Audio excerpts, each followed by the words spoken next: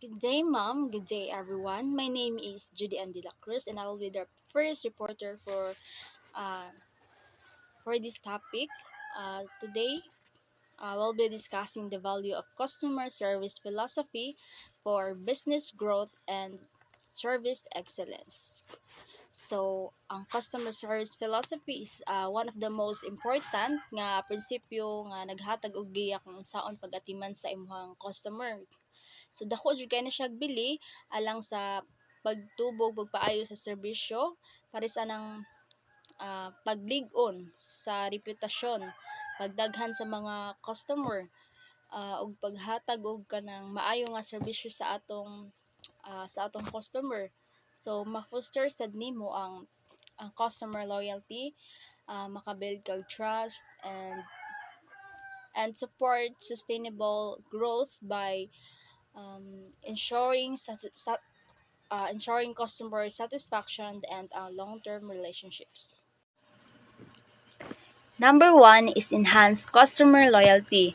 A well-defined philosophy ensures customer feel valued and understood, which encourage repeat business and foster long-term relationships. So when a business has a clear and strong relation philosophy, it makes customer feel valued and appreciated. So unsa ang way nga para ma-enhance? So number one, pag-atiman og maayo sa imong customer, sugod pa lang sa pag-abot nila hantod sa ilang pag-uli, dapat i-make sure nimo nga ma-satisfied sila sa imong serbisyo.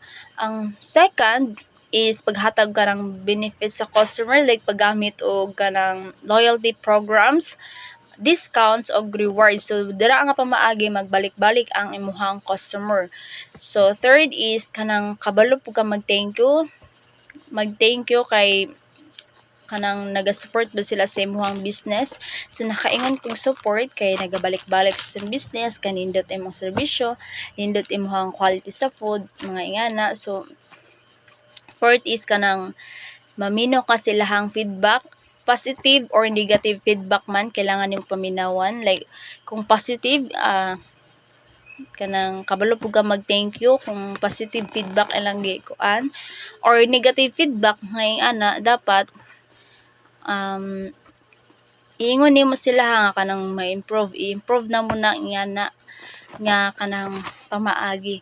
So ang fifth is kailangan pag-uswag yun sa imong kanang business, or ipasabot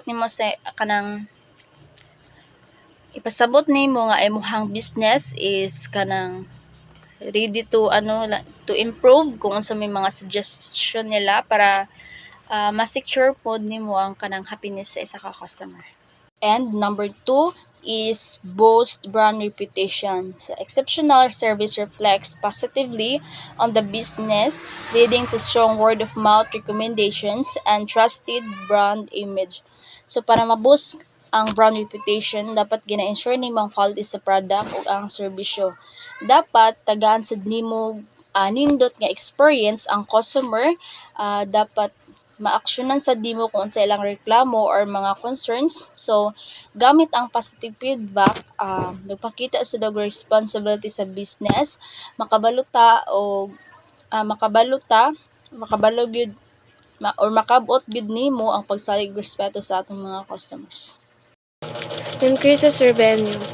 Satisfied customers are more likely to make repeat purchase and spend more money, directly contribute to business growth.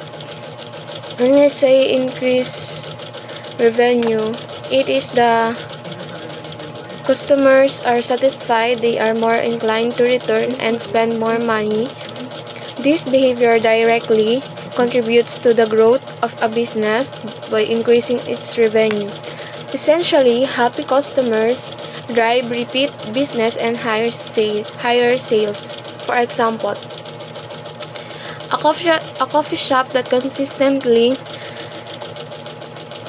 provide excellent services and a high quality drink will likely see customers returning frequently. These repeat customers might also purchase additional items like pastries, leading an increased sales and revenue for the shop. Good day, Mom. I am Shane Inkona, and my topic is all about differentiates from competitors. A strong customer service approach sets a business apart, making it more and attractive in a competitive market. So, here are some ways to differentiate your or our business from our competitors. So, number one, conduct market research. So what is conduct market research? So understand your customers' needs and decisions making process. Number two, develop a strategy. Create a plan to adjust your current strategy or develop a new plan. Number three, market your strategy. So communicate your position and what you need or what you have to offer your customer.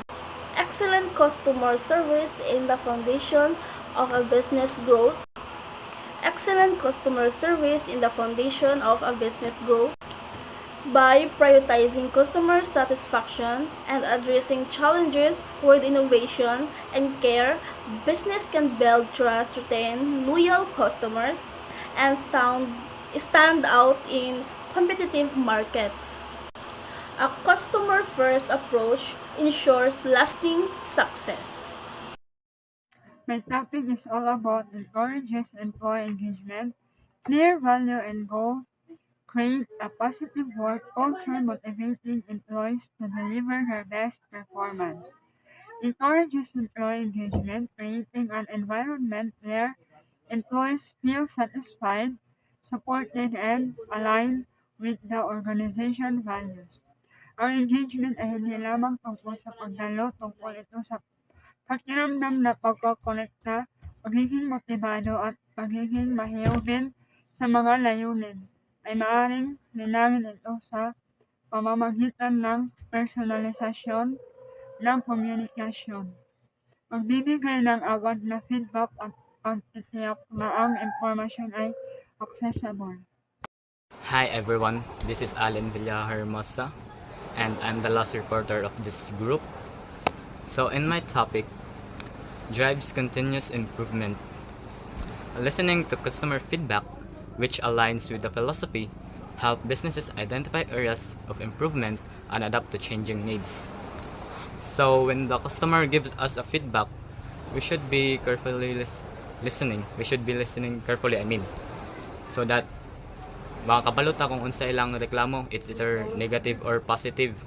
So kung unsa man ilang comments sa atong services, we should be adapt apply nato sa atong sarili ba para pod mag-improve ta.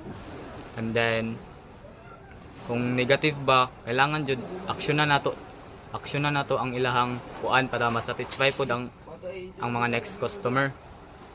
So in order to improve our business, we should be innovative in ourselves. Kailangan mag-expand atong knowledge, dili ta magpundo sa butang nga daraa lang jud ta. Kailangan kining mutaas jud atong kuan. Kung example nga ata sa kining okay lang imong business, kining goods lang, pero dili pwede nga tama daraa lang kakutob. Dapat jud nga mag-improve jud imong business nga gibuild nato nga business, no. So kini kailangan jud nato i-apply, no, kay kung wala tay action ani, wala jud tay improvement or changes mahitabo. So I think that would be all with my part. Thank you. A business that prioritizes customer service as a core philosophy aligns its strategies to not only meet but exceed expectations and paving the way for sustainable success. Ang pagbibigay prioridad sa serbisyo sa customer ay nagtutulak sa negosyo na magkaroon ng matatag na tagumpay. Ang negosyo na nagbibigay prioridad sa serbisyo sa customer ay lumikha ng kultura na nakatutok sa customer, nagbibigay daan sa mga desisyon sa nagpapalakas sa katapatan at Customer service is essential for building loyalty, driving growth, and creating a competitive edge. A strong philosophy rooted in empathy, innovation, and responsiveness ensures long-term success and sustained business excellence.